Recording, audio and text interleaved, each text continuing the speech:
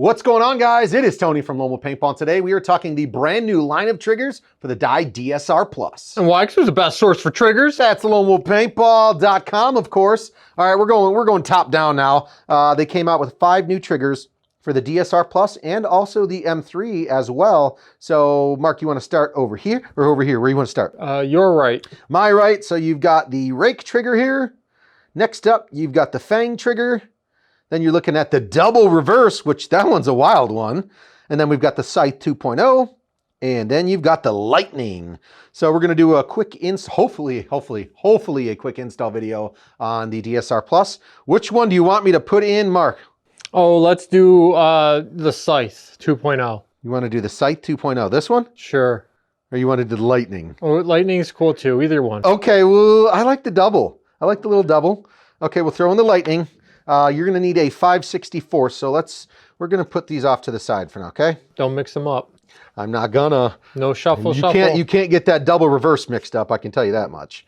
No way, no doubt about it. 5/64, so we're going to start with this screw here.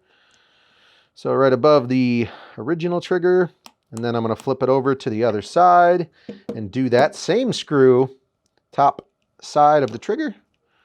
And then these just kind of sit in a little groove within the grip. So you can kind of peel this grip back and slide that screw out. There's a groove that actually sits in there that screw fits in nicely. Same thing on the other side. There's a groove you'll see when you guys actually get these home and do the install yourself. So I'm just going to slide that out. So I got to take the grips off before I can get to the trigger. That's exactly right. So I'm going to grab it. I'm going to flip it back over. Once these two screws are out, you can grab the front part of the grip, kind of pull forward with it. Gives you easy access there, because these are just snap-ins once those 2 screws are out. I'm going to do the same thing on this side. Kind of pull forward and snap, and then grips will just come off like that. And we're going to set those bad boys off to the side. Now, this is what we're looking at here. You're going to see this set screw here, which would be if you're right-handed, would be the palm side of the frame. So we're going to take this screw out. Set this bad boy off to the side. I'll show you what it looks like so that way you don't lose it. So that's going to come out if you're right-handed on the palm side of the marker. We're going to flip this over for ease of the trigger. And I am going to take out this bottom one here, not the top, the bottom, just to make it a little easier for the trigger install. So I'm going to set this bad boy, different from the first one we took out, off to the side. I'm just going to simply pull that original trigger out. Looking for the lightning. Let's see the lightning. Oh, wait, where's my spring? Is my spring still in there? Got lucky, Mark. I forgot about the spring. I forgot about the spring too. Okay, so I'm going to set the spring here, and I'm going to show you where that spring belongs.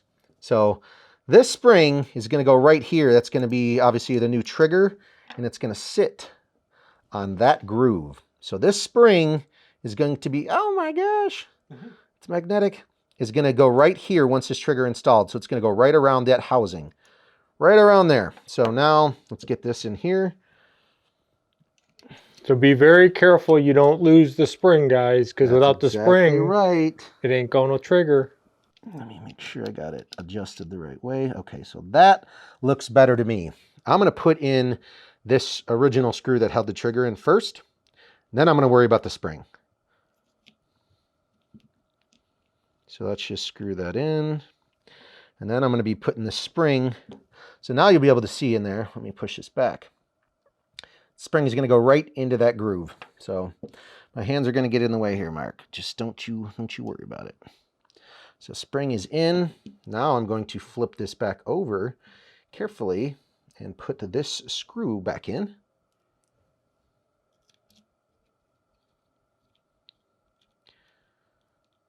Tighten that bad boy down. And there we have it, Mark. See, I like that one better. You can really get it. You can really get after it. So just make sure they're nice and tight. Make sure, obviously, I showed you that spring. Don't forget about that one. Obviously, you guys saw how I took the grips off. Do you need me to put the grips back on, Mark? Sure. Okay. So just because I think putting the screw into the slot's the one thing I want to make sure. Now they can really see. I'll show it to them. These two are the grooves that these just screws sit inside. So obviously when you guys take it apart, they just slide right into those grooves, but we'll throw the grips back on anyways. So from the back, obviously, We're gonna snap, snap, snap. Make sure it's all snap and clapped in there. And now I'm gonna be, okay, it's hard to kind of do this from upside down, but we'll try to make it work. Pull that out, put these in. There's the one. So we're gonna retighten that back down. Nice and cinched up there. We're going to do the other side. And that will conclude the video of Dye's new line of their triggers for the DSR Plus. And stay tuned for the M3 Plus because that bad boy's coming up next. Ah! Do you have, I know you like the Lightning one that you installed, but is that your favorite of the new triggers? Probably my favorite, that, or I do like that Scythe 2.0, which is similar to the rake. So, yeah. Probably this one, to be honest. I like the Lightning. It's got the dual, kind of like the deuce action on there. So guys, these are the new line of the Dye triggers. Check them out on the website. It's lomopaintball.com. See ya.